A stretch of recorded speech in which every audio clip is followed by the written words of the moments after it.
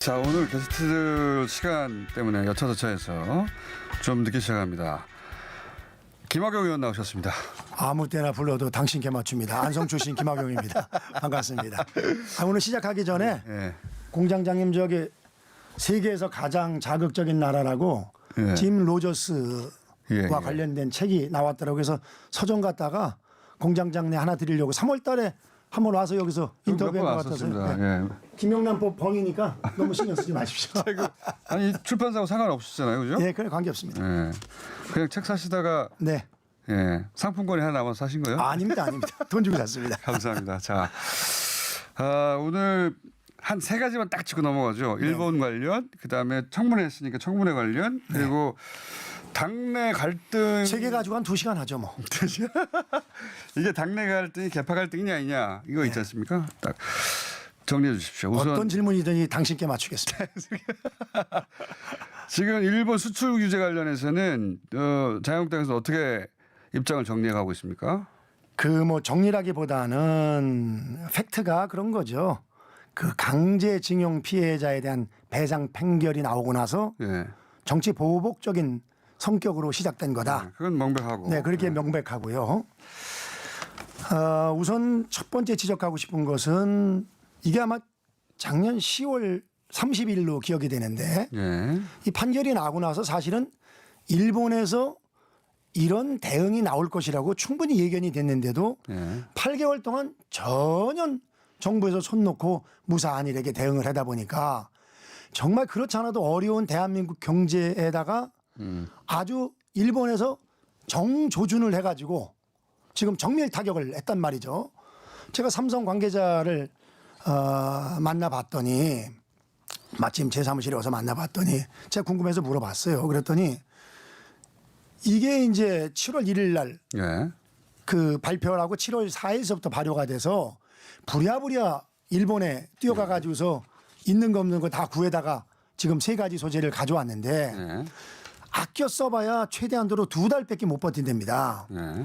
다시 말씀드리면 2달 안에 어떤 방법으로든지 해결을 해야지 이게 해결이 안 되면 대한민국 경제에 어마어마한 타격을 입는다. 물론 일본도 같은 거죠. 예. 저는 한국과 일본이 나 살고 너 죽자 이런 식으로 치킨 게임을 할 그런 상황은 분명히 저는 아니라고 생각이 되고요. 그런 측면에서 그 정말 이것은 대한민국 정부의 외교 참사다 이런 말씀을 드리고 이런 참사가 나서 이걸 해결하기에 될 강경화 외교부 장관은요. 예. 아프리카에 가 있습니다. 그래서 제가 인터넷을 봤더니 그런 댓글이 있더라고요. 우리나라에 필요한 건 물소가 아니라 불소다. 불화수소다. 이런 얘기가 올라와 있는데 지금 한가롭게 뭐 저 아프리카 가고 이럴 때가 아니죠. 외교적인 영향을 총동원하고 그리고 우리 대통령께서 아베 총리를 만날 수 있는 밑 그림을 외교부 장관이 전 그려야 된다고 생각이 되고요. 또 사실 이게 이제 일반 무역 전쟁이랑 좀 다른 게 다른 것 같은 경우는 이제 소위 미중 무역 전쟁만 해도 관세 가지고 싸우는 거 아닙니까? 근데 이거는 이제 그 상대국 핵심 산업의 필수 중간재 수출을 통제해 가지고 이 완제품의 공급망을 무너뜨리는 거라 더 우리나라에게 효과가 크다고 생각이 됩니다. 피해가 크다고 생각이 됩니다.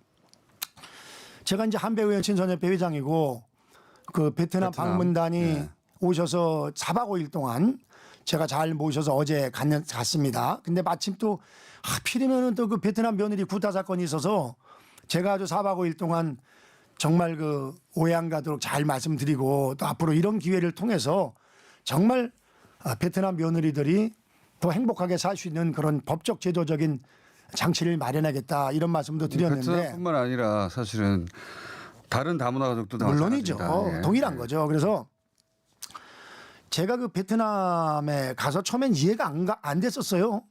아니 전쟁을 했던 나라인데 어째 이렇게 잘해주고 협력을 잘했냐 그리고 좋게 보냐. 근데 베트남은 승전국이라 아니 저도 물어본 적이 있는데 승전국인데 우리가 이겼는데 뭘 이렇게. 물론 그런 것도 있습니다만요. 베트남 국민들이 가장 추앙하는 인물이 호치민 전 주석이거든요. 그 양반이 어떤 얘기를 했냐면은 과거의 역사를 잊어서는 안 된다. 다만 그것이 미래로 나아가는데 걸림돌이 되어서는 안 된다. 다시 말씀드리면은 이 외교 관계가 국가익을 위해서 감정보다는 그 실리적인 정책을 펴한다 이런 뜻이거든요. 네. 그러니까 이런 것들이 우리 한일 지도자들이 좀 되새겨봐야 할 대목이라고 생각이 됩니다. 그러니까 이게 아베 정부도 잘못했지만 우리 정부도 잘못했다. 그런 거죠? 아, 당연한 얘기죠. 네. 이게 뭐 한쪽만 잘못해서 되는 일은 아니고 어쩔 수 없는 대법원 판결이라 하더라도 좀 더 그걸 설득력 있게 그 진정성 있게 다가가서 이야기하고 어떻게 또 근데 대법원 판결을 설득력 있게 얘기하죠? 판결문이 그냥 판결문인데 판결문을 해설해 판결문을 뒤엎을 수는 정부가? 없으니까 네. 그 판결문을 존중하면서 대체할 수 있는 방법에 대해서 보다 적극적으로 모색을 했어야 된다 이 얘기죠. 결국은 그거거든요. 강제징용에 동원됐던 분들에 대해서 그 1억씩. 1억씩 예. 배상을 해라. 예. 그거거든요. 예. 그러니까 배상을 하는 것은 과연 그 금액을 어떻게 할 거냐. 이것은 이제 한국 정부와 일본 정부의 몫이거든요.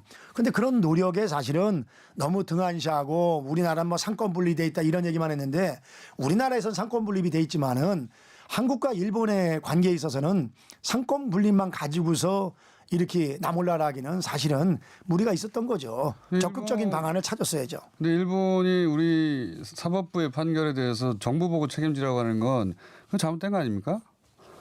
남의 나라 상권 분립이 돼 있는데 그럼 우리 보고 어떻게 하라는 거죠, 그게? 우리가 아니 그러면은 예. 이제 원론적으로는 공장장 말씀이 맞습니다만 그러면은 양국과의 관계에서 그런 식으로 얘기하고 계속 이렇게 분쟁이 나는 게 그렇게 해서 잃는 게 더 많습니까? 아니면은 그 일본이 아까 제가 얘기한 대로 해가지고서 네. 상호 뭔가 상생할 수 있는 방법을 찾아서 윈윈하는 게 맞습니까? 저는 외교적으로는 후자라고 생각을 합니다. 그러니까 제 말은 일본이 다른 나라의 사법 체계를 존중해 줘야 되는데 그러지 않았으니까 이제 그거는 이제 복잡한 문제인데 이게 이제 쉽게 얘기하면은 그 과거사 문제에 대한 정치적 관리 체계가 깨진 거거든요.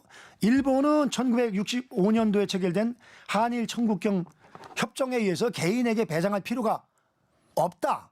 이런 생각을 가지고 있는 거고 우리나라 법원에서는 아니다. 그건 그거고 개인에게 대한 배상을 해야 된다 이거거든요. 그러면 그 양자를 합리적에 조율할 수 있는 그런 것을 모색하는 것이 외교의 할 일이고 지도자들이 할 일이지. 그러면 예를 들어서 뭐 우리나라 법이 이러니까 나몰라라고 양국 간 관계가 이렇게 악화된다면은 그 피해는 일본만 가는 것이 아니라 온전히 대한민국 국민에게도 전가되기 때문에 제가 그 말씀을 드리는 겁니다. 취지는 알겠는데 근데 어떻게 해결해야 될지는 그것도 같이 주시면 좋은데 그건 여러 가지 방법이 있죠. 예를 들어서 예. 그 당시에 그 제일 좋은 방법은 제가 봤을 때 솔직한 얘기로 그때 혜택을 본 우리나라 기업들이 있거든요. 그런 기업들이 보다 적극적으로 나서서 법과 관련 없이 옛날에 방위성급과 같은 거 걷고 그랬지 않았습니까?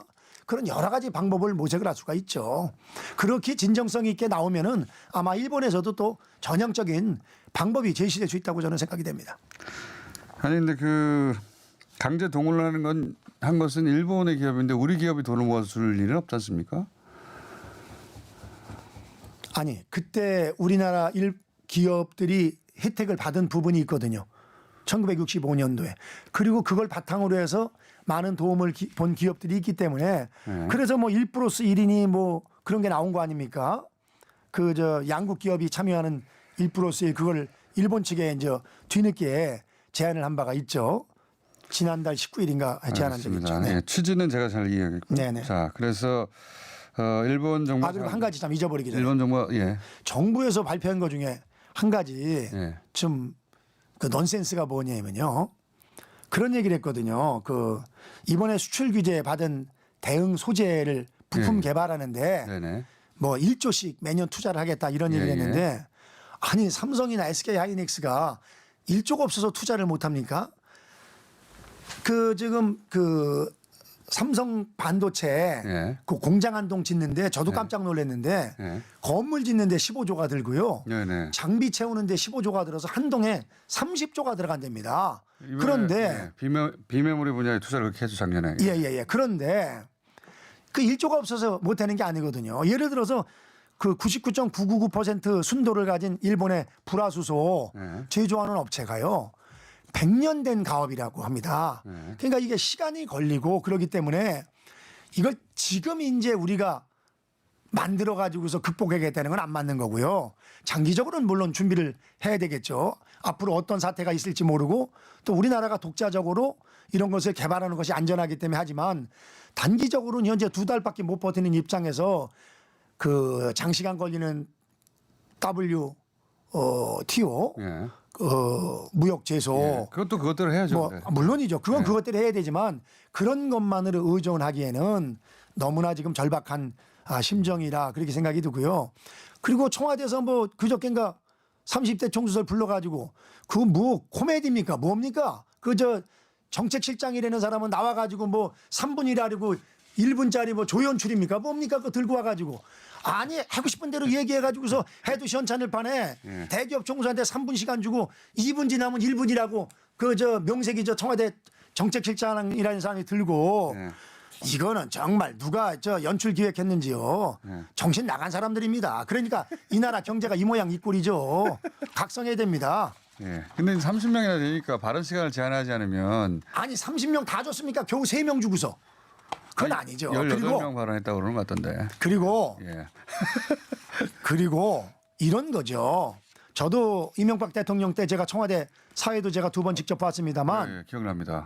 직접 봤습니다만 대통령 의지와 관계없이 사회자가 하는 겁니다. 저도 그때 뭐 원래는 3명만 발언하게 되는데 내가 대통령한테 그랬어요. 아 대통령님 이거 뭐 저 얘기할 사람만 해고 그만두면 이 자리가 뭐하러 필요합니까? 그때 제가 사회자 직권으로다가 2명 더 하겠습니다 해가지고 그냥 내가 2명 더 시켰어요. 아니 뭐 한 20명 더 한 것도 아니고 2명 더 정도 하셨네요. 예. 아니 그거 뭐 시간이 한정됐는데 그러니까 20명이면 그건 아니죠. 시간이 그래서 한정돼 있었으니까.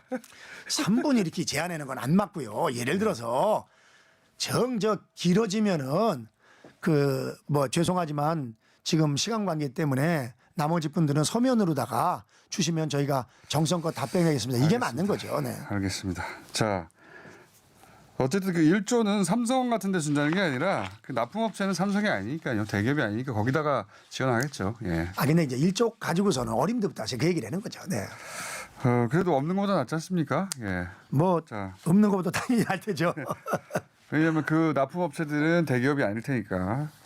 청문회는 또 정리해 주시죠. 시간이 이거 앞에 많이 쓰셨네. 청문회는 예, 청문회 간단히 간단하게 말씀드리면요. 정리해 주세요. 예, 간단히 본질을. 말씀드리면은 그런 생각이 들더라고요. 이제 청문회를 보면서 제가 법사위원 할 때 예. 우리 윤석열 예. 당시 여주지청장님이신가 그랬던 것 같은데 예.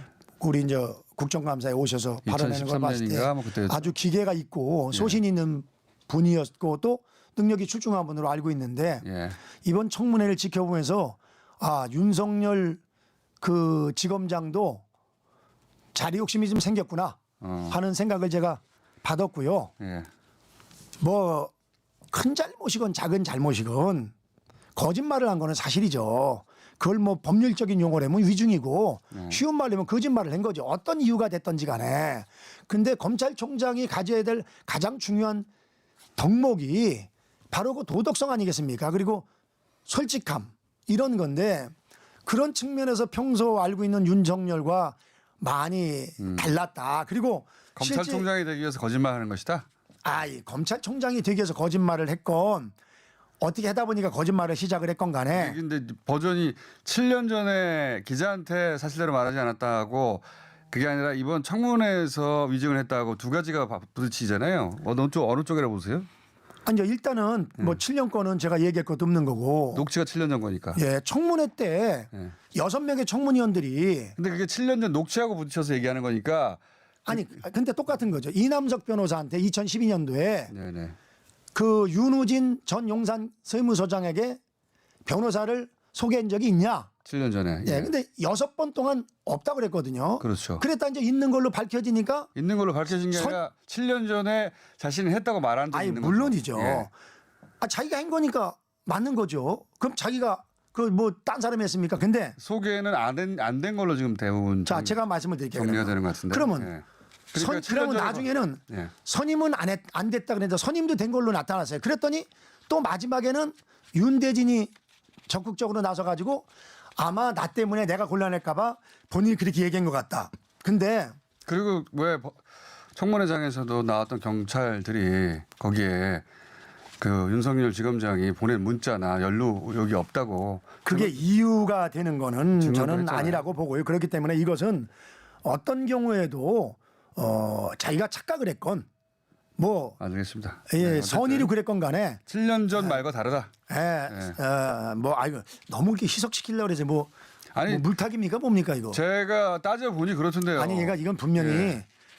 그 복잡하게 생각할 거 없기 그 청문회장에서 청문위원들의 질문에 위중한 건 사실이라고 보고요. 저는 이 말씀 꼭 드리고 싶습니다. 아니 그 저 윤대진 검찰국장 그 당시에는 과장이시지만 그 저 친형님 윤우진 씨는 도대체 무슨 불사조인지 아니면 터미네이터인지 아니 죄를 안 졌으면은 도대체 생각을 해보세요. 6번 압수수색 영장이 기각이 되고 용산 세무서장 현직을 버리고서 튀었단 말이에요. 홍콩으로 뛰어서 뭐 아프리카 저 뭡니까 저기 캄보디아로 해서 이렇게 방콕으로 해서 이렇게 돌아다녔는데 8개월 만에 잡혀왔어요. 근데 또 결국은 무혐의를 받았어요. 예. 아니 죄가 없는 사람이 현직 세무서장을 버리고 그 저 8개월이나 도피한다는 게 말이 됩니까? 그래서 이것은 요 사건에 대한 의혹은 여전히 남았다. 이거는 분명히 앞으로 예.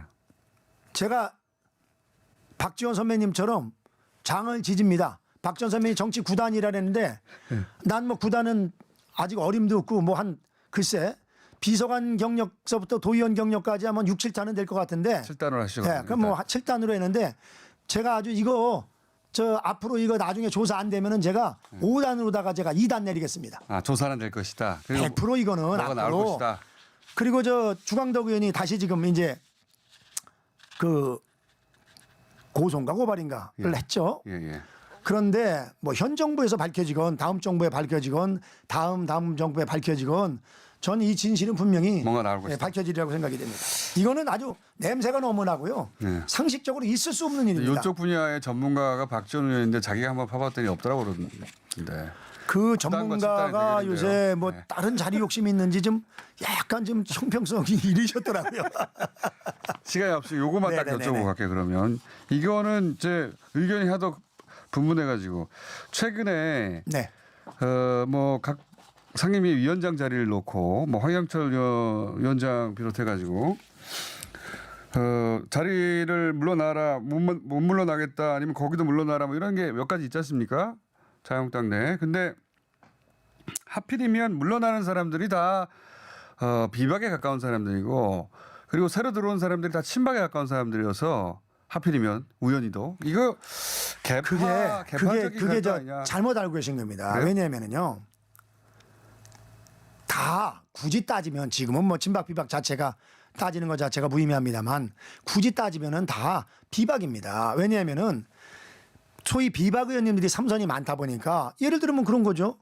그 홍일표 위원장 후임자로다가 이종구 의원님이 갔고 네. 그다음에 또 누굽니까 그 저 보건복지위원장도 지금 김세연이 갔고 네.